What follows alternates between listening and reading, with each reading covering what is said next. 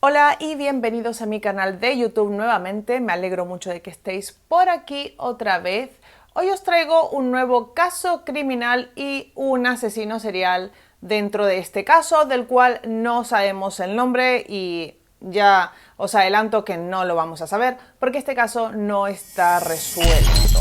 Es bastante extenso y cuando creáis que ya se ha acabado, pues no se ha acabado porque la cantidad de muertes que hay en este caso es impresionante. Así que mirad el vídeo hasta el final y dejadme como siempre en los comentarios qué pensáis del vídeo. No me voy a extender más, sin mucho más que agregar, comencemos.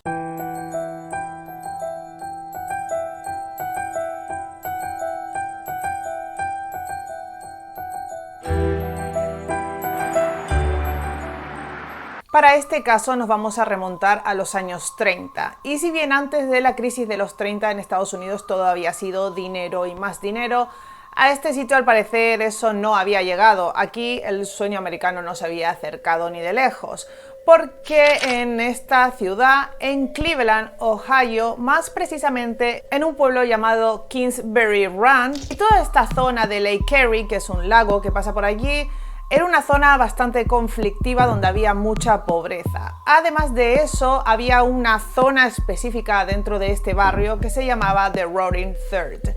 Y aquí podíamos encontrar montones de cosas que para este entonces, muchas de ellas eran ilegales. Algunas aún lo siguen siendo, pero bueno, ya sabemos que en esta época, por ejemplo, las casas de apuestas estaban prohibidas en su mayoría. También había muchísimos bares y sitios donde vendían alcohol y además había bastantes prostíbulos. Todo acumulado aquí, y os puedo decir que la cantidad de gente que asistía a The Roaring Third era muchísima. La gente iba ahí para olvidar sus penas o para pasar un buen sábado por la noche. No, es broma. Pero sí que iban para allí a olvidar sus penas, supongo. La cuestión es que esto es un problema para resolver este caso, y lo será por la cantidad de gente justamente que pasaba por allí.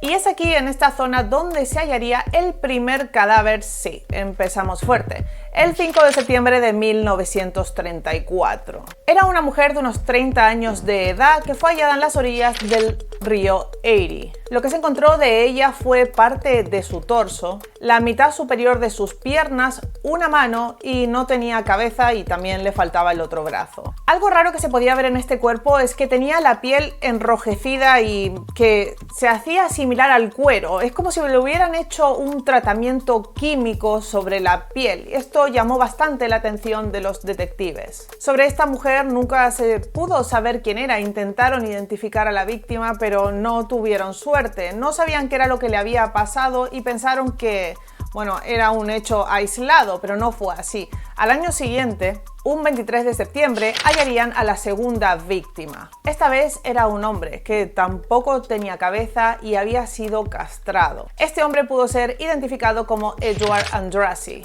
Tenía 28 años de edad y su cuerpo fue hallado en la cima de la colina Jackass. Sí, la colina se llama Jackass, como aquel programa.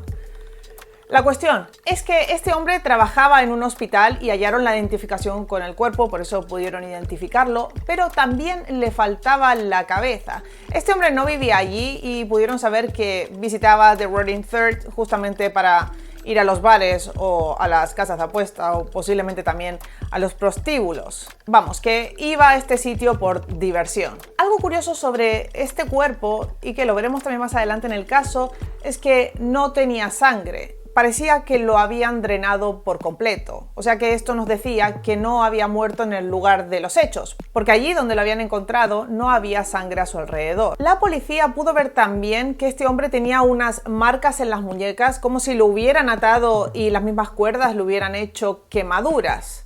Y mientras investigaban la zona, dieron con otro cuerpo.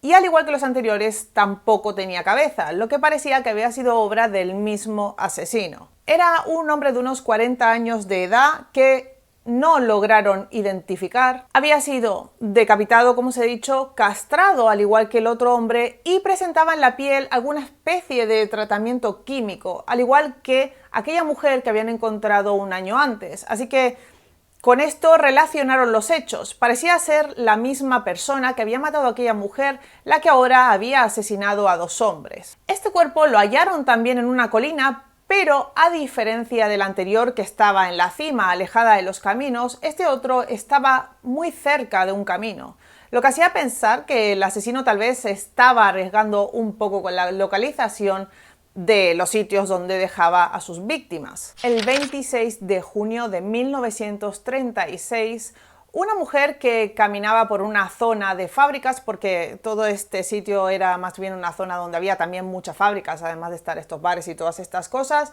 vio 2 cestas de estas como que usaban en esa época para llevar mercadería, pescado, carne, etcétera, que eran como de mimbre, y las vio allí en la entrada de una fábrica.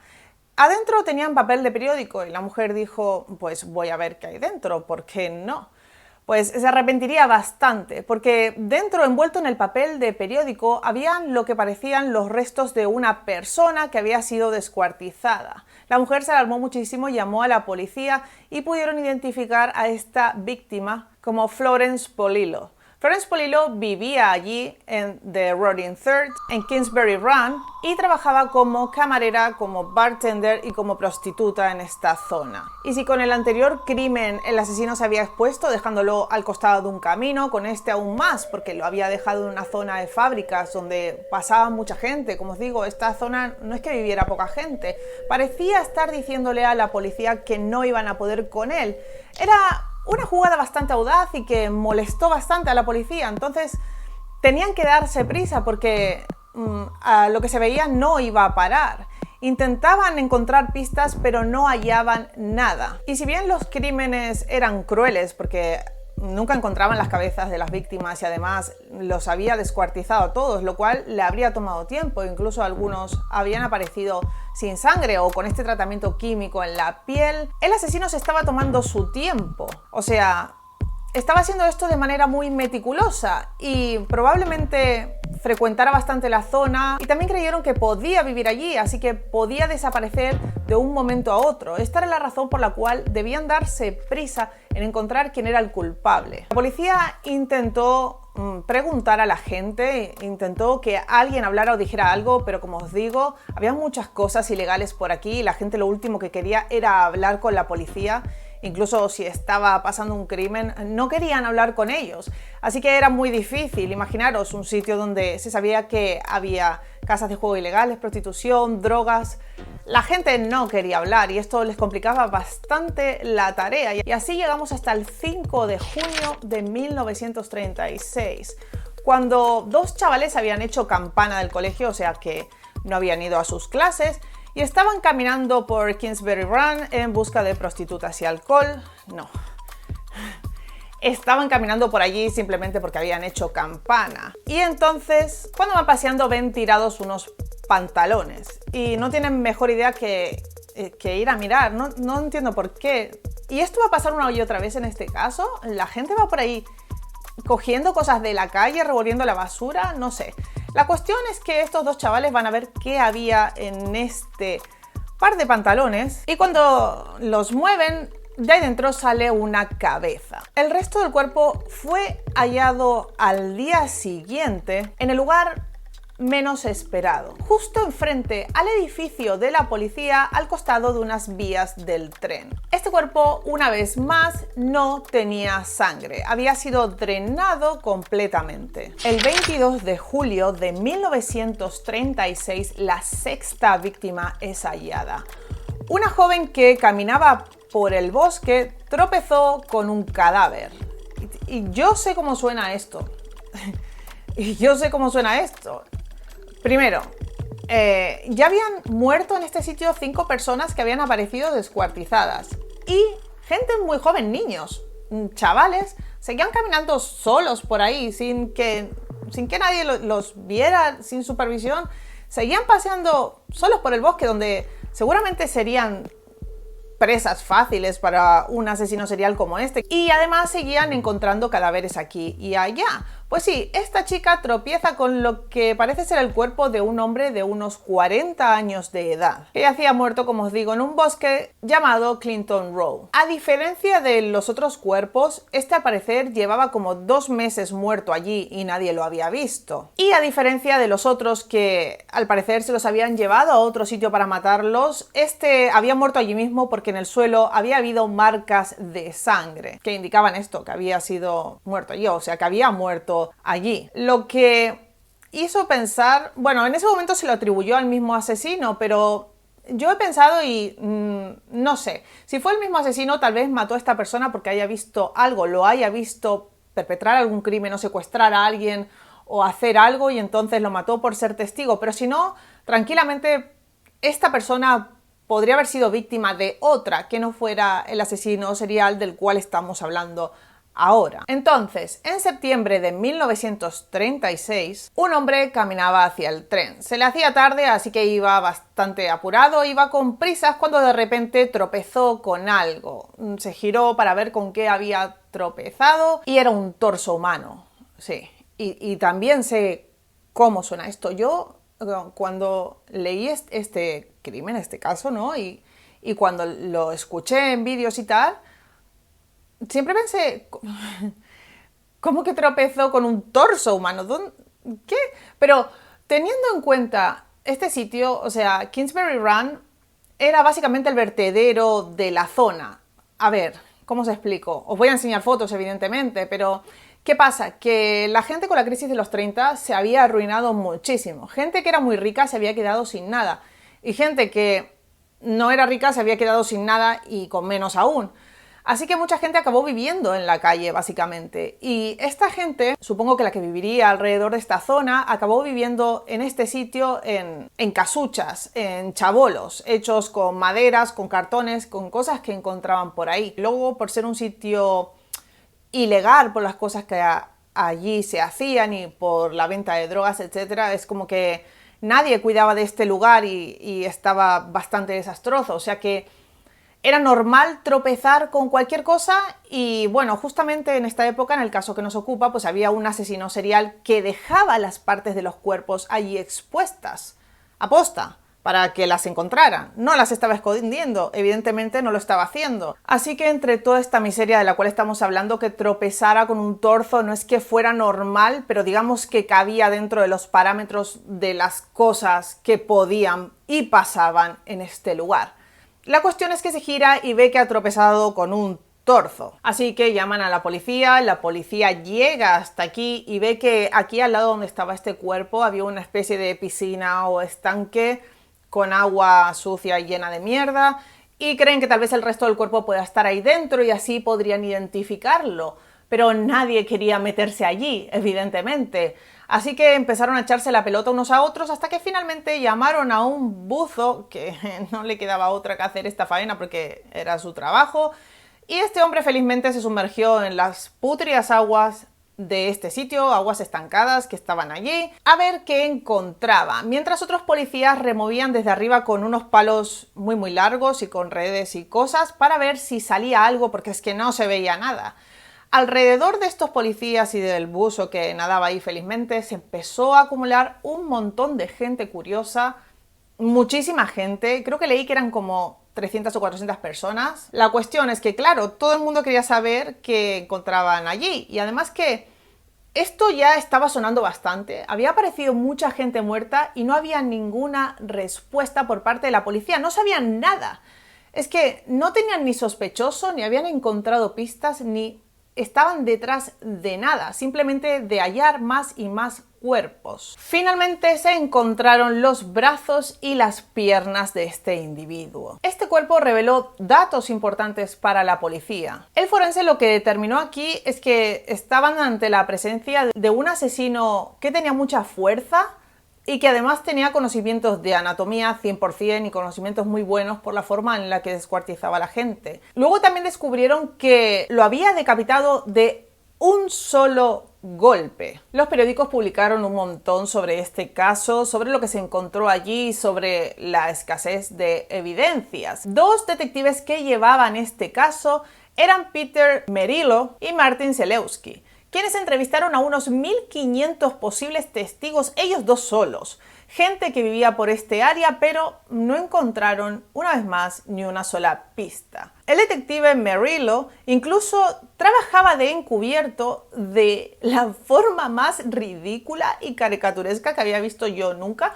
No sé si, es que yo lo veía mucho, no sé si algunos de vosotros veíais de pequeños a Bugs Bunny y os acordáis que cuando Bugs Bunny, lo siento, siempre me tengo que reír en alguna parte de los casos porque es que hay cosas que son tan ridículas que me cuesta de creer que sean reales o que es tan rocambolesco. Pues este tío, si os acordáis de los dibujos, cuando Bugs Bunny era como un vagabundo o alguien que se iba de su casa, llevaba un palo con un trapito, con sus cosas allí, pues aquí está la foto del detective. Si la encuentro la pondré, seguramente la encontraré. Se disfrazaba así. Eso es lo que él creía que era un mendigo, una persona con evidentemente ropa vieja y un palito con un pañuelo con sus cositas para llevar al hombro. La cuestión es que este era su disfraz de infiltrado y con esto intentaba descubrir si encontraba al asesino entre la gente que vivía allí. Con Bugs Bunny de detective llegamos hasta el 23 de febrero de 1937 cuando la octava víctima, sí, la octava víctima es hallada. Era una mujer de al parecer unos 20 años de edad que nunca pudo ser identificada y esta es la parte triste de este caso para mí porque hay mucha gente que murió y nunca fue identificada, nadie los reclamó, no se sabe quiénes eran y yo creo que probablemente era gente que vivía aquí en Kingsbury Run, gente que seguramente vivía como indigente o que estaba muy sola porque no había denuncias de desaparecidos que pudieran hacer concordar con las víctimas, ¿vale? Que de la mayoría solo encontraban partes y a veces no hallaban las manos y nunca hallaban la cabeza. Pero aún así es bastante triste. La cuestión, esta mujer es encontrada en la costa este de Bracknell y la diferencia entre esta víctima y las anteriores es que todas las anteriores la causa de la muerte había sido la decapitación, sí.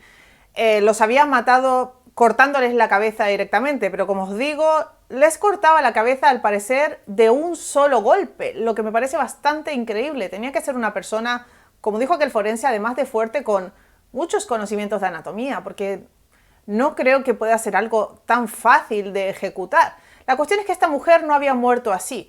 Se halló en ella drogas, lo que también era como una pista nueva, algo diferente que habían encontrado porque en las anteriores al parecer no habían hallado drogas en su sistema, pero no estaban seguros de si el asesino la había drogado para luego matarla o si ella había consumido las drogas y, bueno, la habían matado. Lo que sí se supo es que esta mujer fue decapitada después de muerta. Y luego llega junio de 1937, cuando otro chaval de estos que paseaban por ahí pensando que no había peligro, cuando había gente muriendo por todas partes, iba caminando por el bosque y por la parte de abajo de un puente y encuentra un cráneo humano y al costado del cráneo humano una bolsa con huesos dentro. La policía identificó el cráneo como el de una mujer llamada Rose Wallace de unos 40 años de edad. Pero nada más saldrá de aquí. Al mes siguiente, un guardia nacional que estaba recorriendo el río en su barca divisa una extremidad humana. Llama a la policía y encuentran el resto del cuerpo, pero la cabeza una vez más no es hallada. A este cuerpo le habían arrancado el corazón y tenía un agujero muy grande en el abdomen hecho con bastante precisión. Las dos cosas habían sido hechas con precisión. Era el cuerpo de una mujer, pero tampoco pudieron saber quién era ni salió ninguna otra pista de aquí. Y durante un año, más o menos, no pasó más nada, ni tampoco hallaron pistas, pero bueno, al menos dejaron de aparecer personas muertas y pensaba la policía que todo se había acabado, pero no. En mayo de 1938 aparecen trozos de cuerpo de una mujer. Esta también parecía haber sido drogada o bueno, al menos estaba bajo el efecto de estupefacientes en el momento de morir. Como os digo, también apareció descuartizada y esto molestó muchísimo porque ya estaba harto de no encontrar nada a un hombre que era quien estaba a cargo de este caso y no eran aquellos dos detectives que os hablé. Este caso se lo dieron a el policía más grande y más guay de aquella época, o al menos eso creía él que era, porque Eliot Ness había dado caza a Al Capone e incluso a otras mafias de la época. Entonces era como The Supreme Police, ¿no? Era como el Ultimate Policía. Este tío entonces queda a cargo del caso, bueno, bastante antes de que pasara todo esto, pero no puede hallar nada, no puede encontrar a la persona que ha hecho esto, ni puede encontrar víctimas, así que está súper enfadado porque su reputación se está yendo a la mierda. Por su parte, los medios ya le habían puesto nombre a este asesino, lo bautizaron como el carnicero de Cleveland, y entre que tenía nombre y que no llevaban pistas, pues imaginaros Eliot Ness cómo estaba. Una persona con un ego súper inflado, que había resuelto casos muy importantes, que había dado caza ni más ni menos que a Al Capone. No podía con esto, el asesino parecía reírse de él, así que visualizando esta imagen de cómo se sentía Eliot Ness y de que todo el mundo sabía quién era, vamos a los siguientes hechos. En agosto de ese mismo año, bajo una farola, aparecieron dos cuerpos. Y no fue bajo cualquier farola, no. Estos cuerpos aparecieron justo delante de la ventana de la oficina de Eliot Ness. El asesino parecía estar desafiándolo de la manera más descarada posible y vaya si consiguió enfadarlo, porque lo que hizo este hombre es al día siguiente, bueno, cuando aparecieron los cuerpos, que fue a eso de las 12 del mediodía, encima en toda su cara, lo que hizo Eliot fue coger a unos 35 policías y bajar a Kingsbury Run, más precisamente a The Rolling Third, y ventilar toda la zona. Sacaron a toda la gente de las chabolas donde vivía, empezaron a registrarlo todo, y cuando ya habían sacado a toda la gente de allí, Eliot dio la orden de prender fuego toda la zona. Lo quemó todo. Y pensar que estas chabolas eran lo único que esa gente tenía para vivir. No tenían más nada, como os he explicado antes. Era una época muy mala en Estados Unidos. La gente estaba intentando levantarse, pero levantarse de una crisis tan gorda no es para nada fácil, y esta gente no tenía dónde vivir. Además, esto fue considerado como un acto de ensañamiento, y Eliot fue considerado como lo que era, como un rabioso y como una mala persona, porque hacer esto a esta gente no tenía ningún sentido, ya que todo apuntaba a que el asesino tenía unos conocimientos médicos muy buenos, conocimientos de anatomía, por lo tanto era una persona con estudios, y era bastante difícil creer que un médico estuviera viviendo allí. Por mucha crisis que hubiera, un médico podría mantener su trabajo, por muy mal que estuviera la cosa. No era justamente la gente más afectada en esta época, las personas que tenían profesiones de este tipo. Y así y todo, lo que se había visto en los cuerpos es que habían sido trabajados de forma meticulosa, en un sitio donde tenía que haber espacio. Vaya que muchos habían aparecido sin sangre dentro, y esto no se pudo haber ejecutado en un pequeño chabolo ahí en el medio de un basural. No. Así que hacer esto no solo era estúpido y maligno, sino que no tenía ningún sentido. En este caso, como en la mayoría, había un experto en todo esto. Aquí el experto se llama James Badal, y este hombre dijo pues lo mismo que os estaba diciendo yo, que hacer esto no había sido una buena jugada, ya que era muy difícil que el asesino viviera aquí. De todos modos, acabaron excusando a Eliot las personas de su entorno de policías. Él mismo se excusó, diciendo que esta jugada de todos modos había sido inteligente, porque si bien el asesino no estaba allí, esto seguramente le daría una clara señal de que él iba por todas y así pararía. Y queráis que no, el asesino con esta jugada, tal vez por esta razón o tal vez no lo sé, pero se detuvo. Pues bien, es diciembre de 1938 y llega una carta escrita a máquina al jefe de policía. La prensa y bueno, los forenses que investigaban el caso ya la habían vuelto a bautizar también, y bueno, le habían puesto The Cleveland Torso Killer, que es como conocemos hoy a este asesino. Así que la carta, como al parecer este nombre le había gustado por alguna razón, estaba firmada por The Cleveland Torso Killer y decía lo siguiente: jefe de la policía, usted puede descansar tranquilo ahora. Me voy a la soleada California por el invierno. Me siento mal operando sobre estas personas, pero la ciencia tiene que avanzar. Al igual que los cerdos de Guinea, en los laboratorios. Nadie los echa de menos a esta gente tampoco cuando yo la hago desaparecer. Mi último caso fue exitoso. Me siento como Pasteur u otros pioneros. Ahora mismo tengo un voluntario. Me dice que estoy loco y que soy un carnicero. Y nunca encontraréis su cuerpo. Que las otras víctimas no hayan sufrido fue la voluntad de Dios.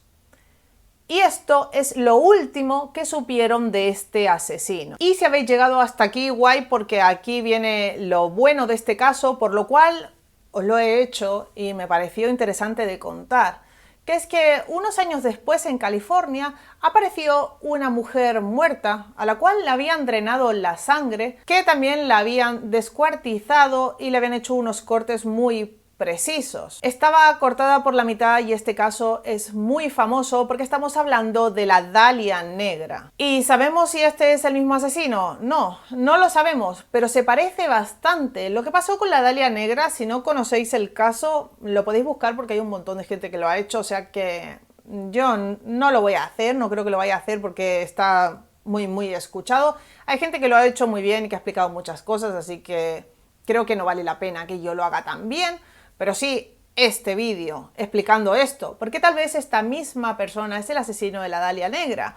Y por si no lo sabéis, también se dijo que esta mujer había sido asesinada muy posiblemente por alguien como por ejemplo un médico, y se sospechó de un médico. Un médico fue el sospechoso del asesinato de la Dalia Negra, lo que pasa es que nunca llegaron a acabar de cuajar todas las pistas para acusarlo. Así que tranquilamente el asesino del torso de Cleveland podría ser el mismo que el asesino de la Dalia Negra.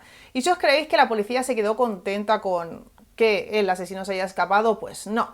Hicieron otra jugada sucia, que fue que en 1939 la policía intentó culpar a un hombre llamado Frank como el asesino de Florence Polillo y de 3 personas más, simplemente porque las conocía, pero era normal que los conociera porque él vivía en Kingsbury Run, al igual que estas personas, o sea, que se conocieron no era extraño.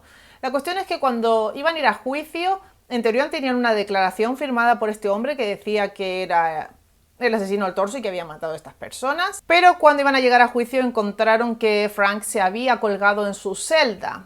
Lo que el forense dijo es que no creía que se hubiera suicidado porque Frank era bastante alto y la altura de la reja era menor a su altura, o sea que no podría haberse ahorcado simplemente porque tocaba el suelo. Aparte de esto, el examen forense reveló que Frank tenía 6 costillas rotas, o sea que cuando lo habían estado interrogando, seguramente, muy posiblemente, lo habían torturado para que confesara. Así que todo esto quedó en la nada. Y hasta aquí el vídeo de hoy.